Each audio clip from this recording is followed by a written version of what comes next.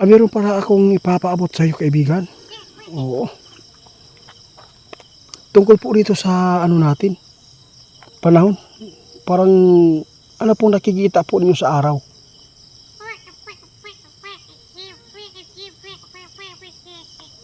Grabe. Dito po tayo kay kaibigan ninyo, no? Sana po nandito po siya para po makapagpasalamat po tayo sa kanya. Dahil po yung karamdaman po natin ay naging okay po. Inyo, ikaw ba yan? Salamat po. Maraming salamat po sa tulong po ninyo.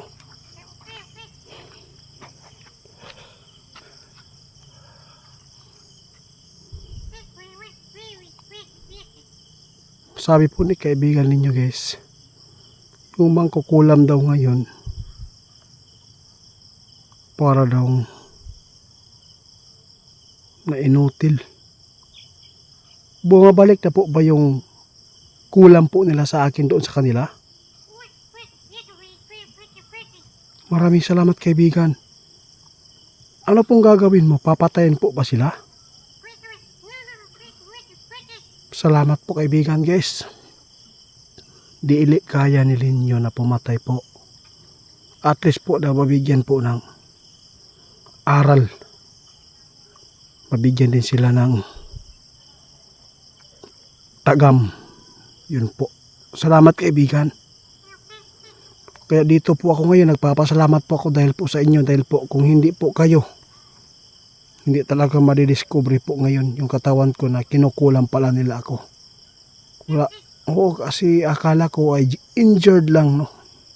Normal na injured. Akala ko ugat lang po. Di pala.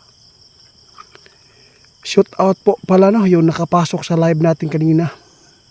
Kasali na po kayo doon sa nagkulam sa akin. Maraming salamat, ha. Abangan lang po inyong karma.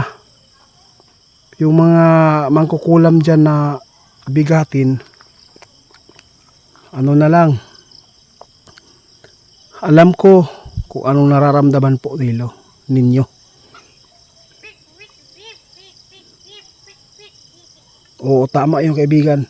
Ayaw nilinyo, guys, na kumitil po ng tao. Nagpapasalamat po tayo kay kaibigan ninyo dahil po sa kanyang kabutihan. Medyo ano pa yung kamay ko, may medyo sakit-sakit pa, pero yung ako ang kuan, kilid, ako ang liog, parang sobrang gaan na po talaga, kaibigan. Maraming salamat, ha. Salamat po talaga, guys. Sabi ni Linyo, parang nakita na po niya na paralisado na po ngayon yung 10 mangkukulam. Hindi po niya kaya na kitilin po ang kanilang buhay dahil po tao din po sila. Ano lang, parang disiplina lang po yung kay kaibigan Linyo, no? Kaya nagpapasalamat po tayo dahil po sa kanya. Kaya dito talaga ako para maipaabot ko talaga sa kanyang pasasalamat natin. Kaya kaibigan, hindi na lang ako magtatagal dito. Alam ko po na babalik ka agad doon sa karian po ninyo. Kaya mag-ingat po kayo doon at maraming salamat po, ha. Maraming salamat. Hanggang dito lang, guys. Meron pala akong ipapaabot sa iyo, kaibigan. Oo. Tungkol po dito sa ano natin, panahon. Parang ano pong nakikita po ninyo sa araw.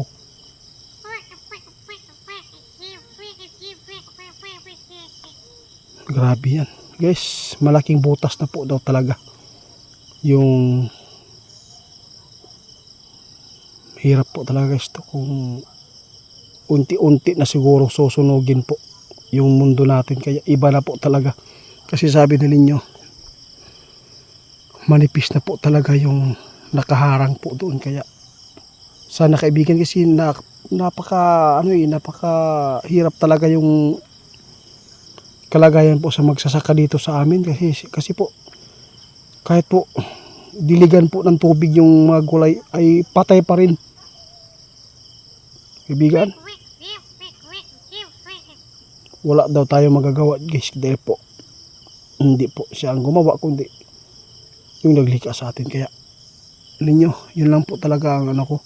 Delikado talaga ngayon guys na yung mga bata ninyo dyan dapat hindi po magbabad po sa init dahil po napakadelikado na po talaga yung mga sakit daw na ano na sumusulpot ngayon sa katawan po ng tao. Kaya Linyo, maraming salamat sa paalala kanina.